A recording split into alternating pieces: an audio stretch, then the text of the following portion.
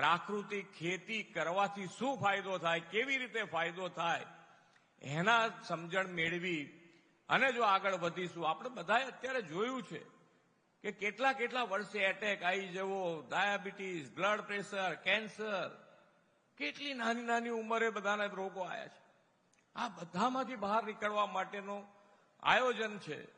પાણી જો હવે આપણે ભવિષ્ય માટે વિચાર નહીં કરીએ તો પાણીની મુશ્કેલી ઊભી થઈ શકે, અને પાણીની મુશ્કેલી આપણે બધાએ જોઈ છે. તો અત્યારે પાણી મળ્યું છે તો ભવિષ્યનો પણ વિચાર આજથી જ કરવો પડે. આપણને એક એવું નેતૃત્વ મળ્યું છે કે જે વિઝનરી લીડરશીપ છે આપણી પાસે, માન્ય વડાપ્રધાન શ્રી નરેન્દ્રભાઈ, એમણે પણ આખા દેશમાં કે ભાઈ આજે પાણી જે વાપરીએ છીએ તો આવતીકાલનો વિચાર આજથી કરવાનું શરૂ કરીએ. અને એ શરૂ કરીને એમણે કેચ ધ રેન અંતર્ગત આખા દેશમાં મુહિમ ઉપાડી છે કે વરસાદનું પાણી, અને વરસાદનું પાણી જ્યાં વપરાય છે ત્યાં વપરાય છે. જેટલું જમીનમાં તમે સંગ્રહ કરી શકો એટલું સંગ્રહ કરો, અને જ્યાં સંગ્રહ નથી થાય એવું તો એને જમીનમાં ઉતારવા માટે કેચ ધ રેન અંતર્ગત આખી યોજના બનાવીને આખા દેશમાં એની મુહિમ ઉપાડી છે. અમારી પણ ગુજરાત સરકારે આ મુહિમને આગળ વધારવા માટે, તમને કોઈ તકલીફ ના પડે, એમાં તમારે કોઈ ખર્ચ ના કરવો પડે, એના માટે દરેક ધારાસભ્યને સ્પેશિયલ ગ્રાન્ટ 50 લાખ રૂપિયાની આપી છે કે જે તમે આ યોજનાનો લાભ લઈ શકો. તમારે ખાલી આંગળી ચીંધવાની છે કે અહીંયા પાણી, અહીંયા રિવર્સિબલ રિચાર્જિંગ બોર અહીંયા બનાવો તો આખા ગામનું પાણી અથવા તો આખા સીમાડાનું પાણી અહીંયા અંદર ઉતરે એવું છે. તો એ 50 લાખ રૂપિયા તમારા ધારાસભ્યને કહીને તમે વાપરી શકો છો. અને આ 1 વર્ષની યોજના નથી. તમે આયોજનબદ્ધ રીતે જો કામ કરશો તો કદાચ આ વખતે એમની પાસે પૈસા પૂરા થઈ ગયા. વિધાનસભા ખૂબ મોટી હોય છે. એક વિધાનસભામાં કેટલા ગામ હોય છે? 80 થી 100 ગામો હોય છે. એટલે દરેક જણ ને આ યોજના અનુકૂળ આવે એવી છે. એટલે દરેક જણની ડિમાન્ડ હોય. તો તમે આયોજનબદ્ધ રીતે કામ કરશો તો ધારાસભ્ય પણ તમને આની અંદર પૈસા આપી અને આ કામ કરી શકશે. અને ભવિષ્યનો વિચાર આજથી કરવો જ રહ્યો આપણે. તો આજે પાણીનું આપણને ઘણી વખત એમ થાય કે ભાઈ આપણે આઝાદી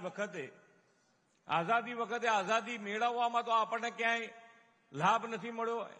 એમાં ક્યાંય કામ કરવાનું, દેશ માટે કામ કરવાનું આઝાદી વખતે. તો અત્યારે જે અમૃતકાળમાં જ્યારે આપણે જીવી રહ્યા છીએ ત્યારે આપણને દેશ સેવા માટે, રાષ્ટ્ર માટે જે માન્ય વડાપ્રધાન શ્રી આપણને બધાને કે સૌથી પહેલો આપણો રાષ્ટ્ર, આપણો દેશ, અને આપણા દેશનું ગૌરવ આખા દુનિયામાં વધાર્યું છે. તો એ રાષ્ટ્ર માટે આપણે શું કરી શકાય, આપણે કેવી રીતે એની અંદર મદદરૂપ થઈ શકાય. તો એક નાની વસ્તુઓ જે અહીંયા કેચ ધ રેન અંતર્ગત પાણી કેવી રીતે બચાવી શકાય. જો પાણી બચાવો તોય આપણે દેશ માટે કંઈક કર્યા બરોબર છે. તમે એક ઝાડ, એક પેડ માં કે નામ, ગ્રીન કવર વધારો તોય એ દેશની સેવા બરોબર છે.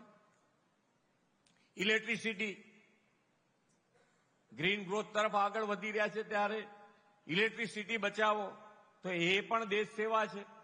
પેટ્રોલ બચાવો એ દેશ સેવા છે.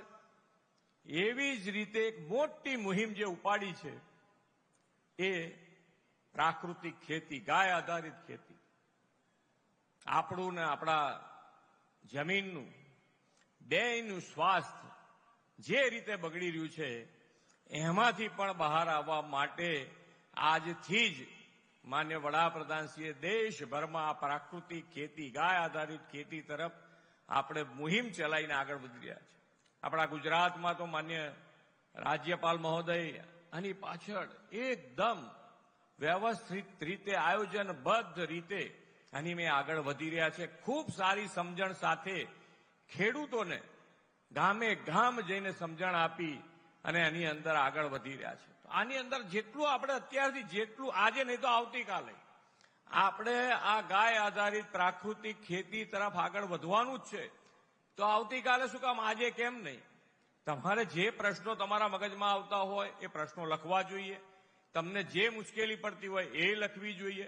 100% કહેવું જોઈએ. પણ પ્રાકૃતિક ખેતી કરવાથી શું ફાયદો થાય, કેવી રીતે ફાયદો થાય, એના સમજણ મેળવી અને જો આગળ વધીશું. આપણે બધાએ અત્યારે જોયું છે કે કેટલા કેટલા વર્ષે એટેક આવી જવો, ડાયાબિટીસ, બ્લડ પ્રેશર, કેન્સર, કેટલી નાની નાની ઉંમરે બધાના રોગો આવ્યા છે. આ બધામાંથી બહાર નીકળવા માટેનું આયોજન છે. અત્યારથી આપણે જાગીશું તો આપણી પેઢીનો ફાયદો સાથે સાથે આવતી પેઢીનો 100% ફાયદા સાથે આગળ વધાય એવું આ આયોજન છે. તો એની અંદર પણ અહીંયા ઘણા બધા ખેડૂત છે, ખેતીનું કામ કરતા હશે, તો 100% પ્રાકૃતિક ખેતી તરફ પણ વળવું જોઈએ. તો જ આપણે ભવિષ્યનો પણ વિચાર કરીને જો આગળ વધીશું તો જ એની અંદર આગળ વધાય એવું છે. ખૂબ સારી રીતે અત્યારે માન્ય વડાપ્રધાનશ્રીએ વિકસિત ભારત અને વિકસિત ભારત માટે આત્મનિર્ભર ભારત એના માટે આગળ વધવા માટે આપણે સૌએ, એમનો તો કાર્ય મંત્ર જ છે સૌનો સાથ, સૌનો વિકાસ, સૌનો વિશ્વાસ અને સૌના પ્રયાસના કાર્ય મંત્રથી આવો આપણે સાથે મળીને વિકસિત ગુજરાતથી વિકસિત ભારત બનાવીએ. એ જ અભ્યર્થના સાથે વિરમું છું. ભારત માતા કી જય. વંદે માતરમ. જય જય ગરવી ગુજરાત.